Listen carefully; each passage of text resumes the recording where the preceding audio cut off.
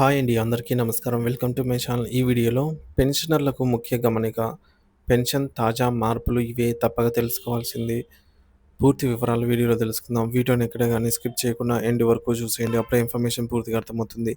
Video చూస్తున్న ప్రతి ఒక్కరు వీడియోకి లైక్ చేయండి ఫ్రెండ్స్. ఈ వీడియోని తోటి పెన్షనర్ మిత్రులతో అయితే షేర్ చేయండి. కొత్తగా మన ఛానల్ చూస్తున్న వారు ఇంకా ఎవరైనా సబ్స్క్రైబ్ చేసుకున్నట్లయితే వెంటనే మన ఛానల్‌ని సబ్స్క్రైబ్ చేసుకోండి. దీని ద్వారా నేను చేసే ప్రతి ఒక్క వీడియో మీ వరకు రీచ్ అవుతుంది. ఇక ఆలస్యం చేయకుండా వివరాల్లోకైతే వెళ్ళిపోదాము. ఫ్రెండ్స్ ఇక విషయానికొచ్చినట్లయితే ఇటీవల కేంద్ర ప్రభుత్వం సెంట్రల్ సివిల్ సర్వీసెస్ పెన్షన్ నిబంధనలకు సంబంధించి 2 కీలక సవరణలను పార్లమెంట్‌లో ప్రతిపాదించింది. ఫైనాన్స్ బిల్లు ప్రక్రియలో భాగంగా ఈ సవరణలను ప్రవేశపెట్టారని తెలుస్తోంది. ఈ ప్రతిపాదిత మార్పులపై కేంద్ర, రాష్ట్ర ప్రభుత్వ ఉద్యోగులు మరియు పెన్షనర్లలో అనేక సందేహాలు, ఆందోళనలు వ్యక్తమవుతున్నాయి. ఈ నేపథ్యంలో ఆ సవరణల వివరాలు, వాటి పర్యవసానాలపై నెలకొన్న భయాలను ఈ వీడియోలో తెలుసుకుందాం. ప్రతిపాదించిన కీలక సవరణలు ఏంటంటే 2024, 25 బడ్జెట్ సమావేశాల సందర్భంగా 2025, 26 బడ్జెట్ సమావేశాల సందర్భంగా కేంద్ర ప్రభుత్వము పెన్షన్‌లకు సంబంధించి ప్రధానంగా 2 సవరణలను ప్రతిపాదించింది. ఒకటోది పెన్షనర్ల వర్గీకరణ మరియు ప్రయోజనాలపై ప్రభుత్వ అధికారం. భవిష్యత్తులో పే కమిషన్ సిఫార్సుల ఆధారంగా పెన్షన్ ప్రయోజనాలను కల్పించే విషయంలో కేంద్ర ప్రభుత్వం పెన్షనర్లను 2 వర్గాలుగా విభజించే అధికారాన్ని కలిగి ఉంటుంది. అవి ఏ ఇప్పటికే పెన్షన్ పొందుతున్నవారు. కొత్త పే కమిషన్ కొత్త పీఆర్‌సీ సిఫార్సులు అమలైన తర్వాత పదవి విరమణ చేసేవారు. మరి ప్రస్తుత విధానం ఏంటంటే, సాధారణంగా పే కమిషన్ సిఫార్సులు అమలు చేసేటప్పుడు అప్పటికే ఉన్న పెన్షనర్లకు, కొత్తగా రిటైర్ అయ్యే ఉద్యోగులకు ఒకే రకమైన సూత్రాల ప్రకారంగా ప్రయోజనాలను వర్తింపజేస్తారు. పెన్షనర్ల బేసిక్ పెన్షన్‌ను కూడా ఉద్యోగులకు బేసిక్ పే తరహాలోనే రివైజ్డ్ చేస్తారు.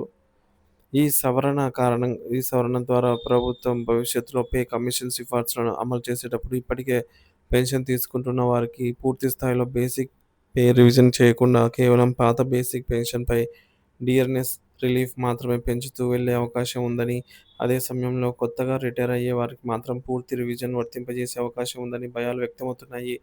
ఇది దీర్ఘకాలంలో ప్రస్తుత, భవిష్యత్ పెన్షనర్ల మధ్య తీవ్ర ఆర్థిక వ్యత్యాసాలకు దారితీస్తుందని ఆందోళన చెందుతున్నారు. రెండవది పే కమిషన్ అమలు తేదీపై ప్రభుత్వ నిర్ణయాధికారము. పే కమిషన్ సిఫార్సులను ఏ తేదీ నుంచి అమలు చేయాలనేది తుది నిర్ణయం తీసుకునే అధికారాన్ని పూర్తిగా కేంద్ర ప్రభుత్వానికి కట్టబెడుతూ ఈ సవరణను ప్రతిపాదించారు. కేంద్రంలో ప్రతి 10 సంవత్సరాలకు ఓసారి పే కమిషన్ సిఫార్సులను ఒక నిర్దిష్టమైన తేదీ నుంచి అమలు చేయటం ఆనవాయితీగా వస్తోంది. 6వ పే కమిషన్ 2006 నుంచి, 7వ పే కమిషన్ 2016 నుంచి, 8వ పే కమిషన్ 2026 నుంచి అమల్లోకి వస్తాయని ఉద్యోగులు పెన్షనర్లు గట్టిగా ఆశిస్తూ ఉన్నారు. కొత్త సవరణ ద్వారా కేంద్ర ప్రభుత్వం 8వ పే కమిషన్ 2026 నుంచి కాకుండా తమకు అనువైన లేదా నిర్ణయించిన మరేదైనా తర్వాతి తేదీ నుంచి అమలు చేసే వెసులుబాటును పొందుతుంది.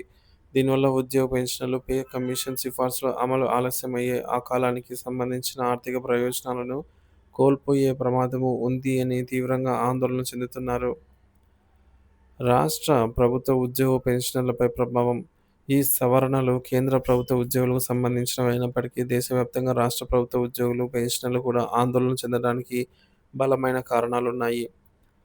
చాలా రాష్ట్ర ప్రభుత్వాలు సర్వీస్ నిబంధనలు, పెన్షన్ నిబంధనల విషయంలో కేంద్ర ప్రభుత్వ మార్గదర్శకాలను, చట్టాలను దాదాపుగా యథాతథంగా అనుసరిస్తాయి. కేంద్రం ఒక విధానాన్ని ప్రవేశపెడితే కొన్నాళ్లకు రాష్ట్రాలు కూడా నడవడం అదే బాట పట్టడం సాధారణంగా జరుగుతుంది. సిపిఎస్ ఎన్‌పిఎస్ కేంద్ర ప్రభుత్వం 2004 నుంచి కాంట్రిబ్యూటరీ పెన్షన్ స్కీమ్‌ను ప్రవేశపెడితే, ఉమ్మడి ఆంధ్రప్రదేశ్ ప్రభుత్వం 2004 నుంచి దాదాపుగా అదే నిబంధనలతో దాన్ని అమలు చేసింది. అనేక ఇతర రాష్ట్రాలు కూడా ఇదే విధాన్ని అనుసరించాయి. డీఏల నిలుపుదల. కోవిడ్ సమయంలో కేంద్ర ప్రభుత్వం కరువు భత్యం డీఏలను 3 విడతల డీఏలు 18 నెలలకు సంబంధించి నిధులు నిలుపుదల చేసినప్పుడు అనేక రాష్ట్ర ప్రభుత్వాలు, ఆంధ్రప్రదేశ్ కూడా అదే విధంగా అయితే డీఏలను నిలిపివేశాయి. ఇక పీఆర్సీ కాలపరిమితి. ఉదాహరణకు ఏపీలో గత 11వ పీఆర్సీ సమయంలో ఆంధ్రప్రదేశ్‌లో కూడా కేంద్రం వల్లే 10 సంవత్సరాలకోసారి పీఆర్సీ అమలు చేయాలని నిర్ణయిస్తూ ఉత్తర్వులు జారీ చేసింది. కానీ ఉద్యోగ సంఘాల తీవ్ర వ్యతిరేకత, ఆందోళనల తర్వాత ఆ నిర్ణయాన్ని మళ్ళీ వెనక్కి తీసుకొని తిరిగి 5 సంవత్సరాల కాలపరిమితిని కొనసాగించడానికి అంగీకరించింది.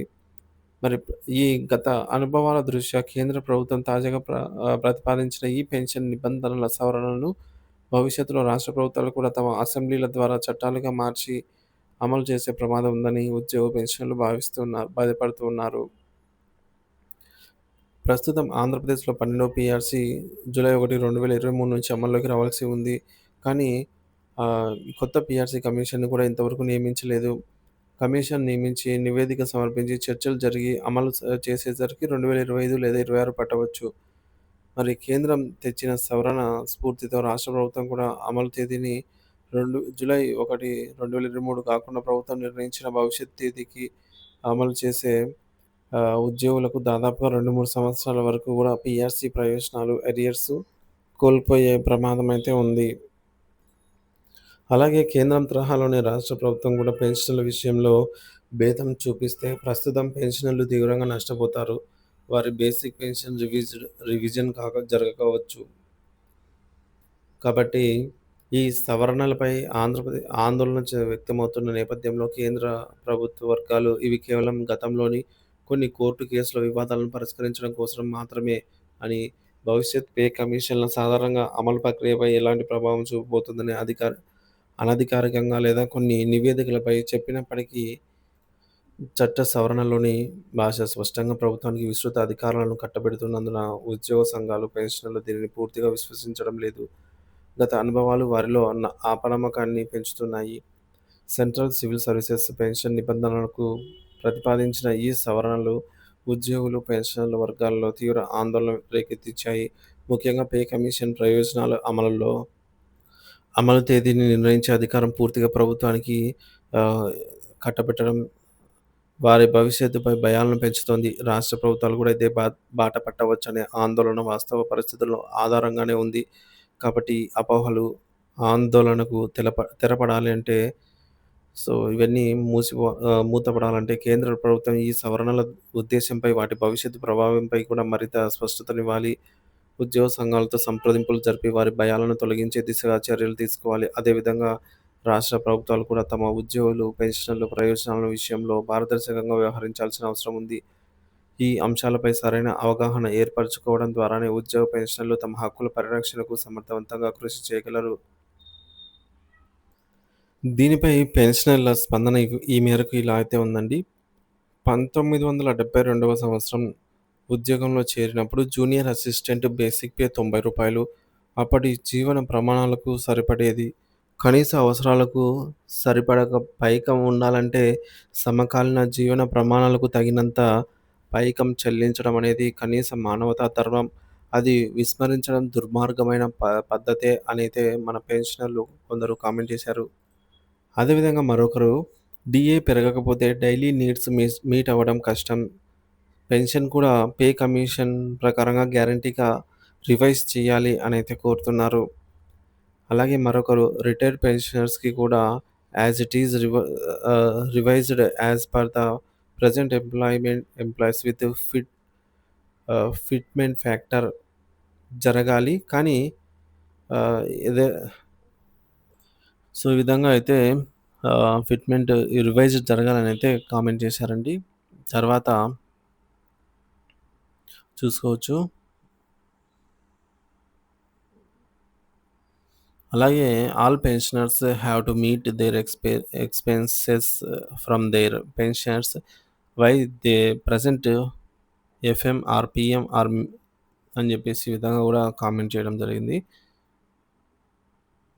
అలాగే మరొకరు, మోడీ గారు పెద్దలను నాశనం చేయడమే పనిగా పెట్టుకున్నారు. మోడీ గారు రాకముందు ఆయిల్ ప్యాకెట్ రూ. 60 అంటే అదే ఆయిల్ ప్యాకెట్ ఇప్పుడు రూ. 190 అయింది.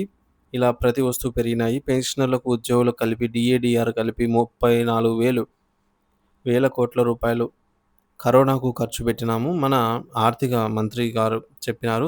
మరి కేంద్ర ప్రభుత్వం రిలీజ్ చేసిన 35,000 కోట్ల ఎవరి ఖాతాలో జమ అయ్యాయి, ఆ డబ్బులు ఏమైనాయో ఆర్థిక మంత్రివర్యులు ఎవరి ఖాతాలో వేసుకున్నారో బయటపడాలి కదా అని చెప్పేసి ఈ విధంగా మరొకరు వారి అభిప్రాయాన్ని అయితే వెలిబుచ్చారు.